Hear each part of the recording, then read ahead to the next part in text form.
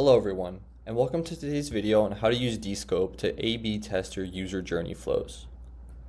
If you've never used A/B testing before, Descope Flows makes it an easy and very intuitive process. This kind of testing is helpful when you want to experiment with several different authentication experiences and see how they compare against each other in terms of user conversion and satisfaction. In today's video, you will learn how to actually set up the test and assign users to test groups, and then how to monitor the results and metrics of your experiments through flow analytics. So here I am in my Descope console, and I already created this flow called before A/B testing that I'm going to use.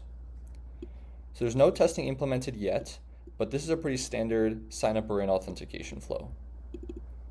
If we open the welcome screen, we can see that users can choose to authenticate through email one-time password or use OAuth social login through Google or Apple. Depending on which of those options they select, they'll either be taken through the OTP email actions up here or through the OAuth action down here. And at the end, we have a check to see if they are a new user, and if they are, then we do progressive profiling and ask for some additional information to complete the user identity. To see what your flow looks like as a user is going through it, you can either run it right in your Descope console, or you can go to this sample app built by Descope called Tees. This is a little online t-shirt store, and it demonstrates the login capabilities of Descope Flows. Up here, we're going to go to login, and we're going to set our URL parameters to be our project ID and the flow ID. So mine is called before A/B testing. Now this brings up this welcome page that we just configured and designed in the console. Now you can go through and complete the authentication process as if you were a real-life user trying to log into this app. Let's take another look at this welcome screen. It probably looks fine to you as the developer, but it's hard to determine how this specific design will actually affect real-life users' conversion and satisfaction rates. You may be wondering, should I prioritize social login and put it above the email text box, or keep the email text box above social login? Do I have a smooth authentication experience right now, or is there a lot of friction for my users? So let's actually implement A/B testing to answer these questions. So I have another flow already created, and it's essentially identical to the first one. So here we have an email OTP authentication path, and here we have a social login authentication path, and some user information collection at the end. The big difference is that instead of one welcome screen, we now have two. Here, we prioritize social login with Google and Apple front and center, and a link down here to continue with email OTP. On this welcome screen, we prioritize email OTP with a link down here to continue for social login. Our goal is to figure out which of these welcome screens leads to the best user experience. Which of these do users prefer to use? To figure this out, we're going to use a condition. So we're going to create a new condition component in our flow. I'm going to label this A/B testing for login experience.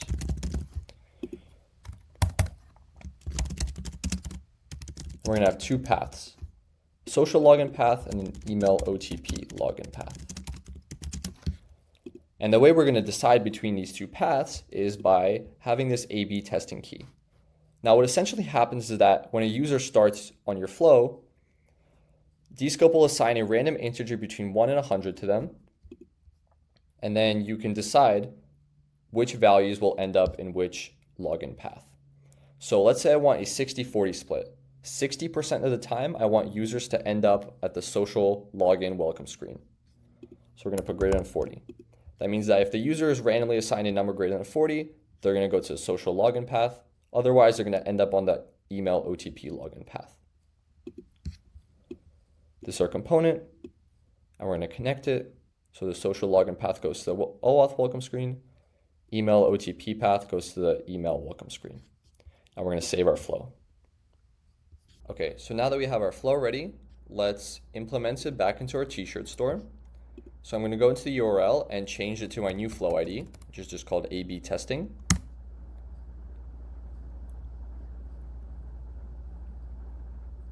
And I'm brought to the email OTP welcome screen. So that means that when I connected to the flow, I was randomly assigned some number less than 40, and I ended up here. So if I go through the OTP flow, then you can see that I got logged into the website and we're good to go.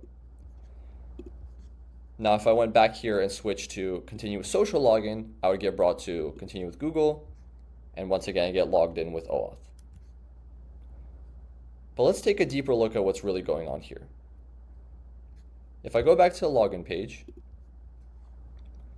and I go to Developer Tools, we're going to want to look at the Application tab, and in local storage, there's going to be a variable called AB testing ID.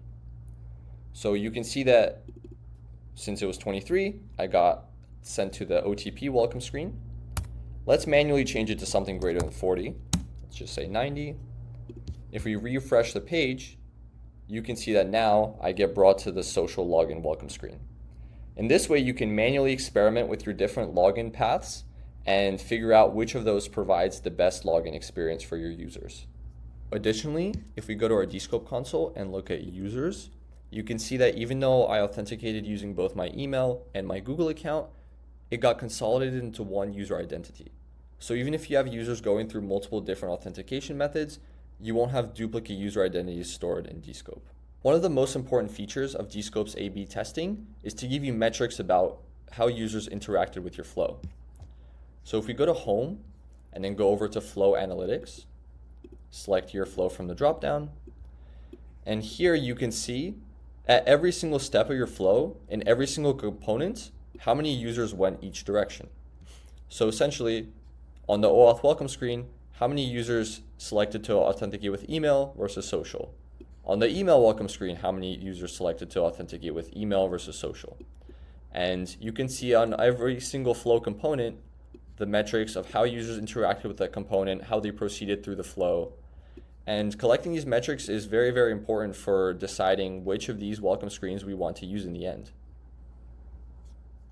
All in all, from creating flow conditions to using developer tools in the web to analyzing flow analytics, you should be well equipped to run your own experiments and design the best user authentication experiences with Descope.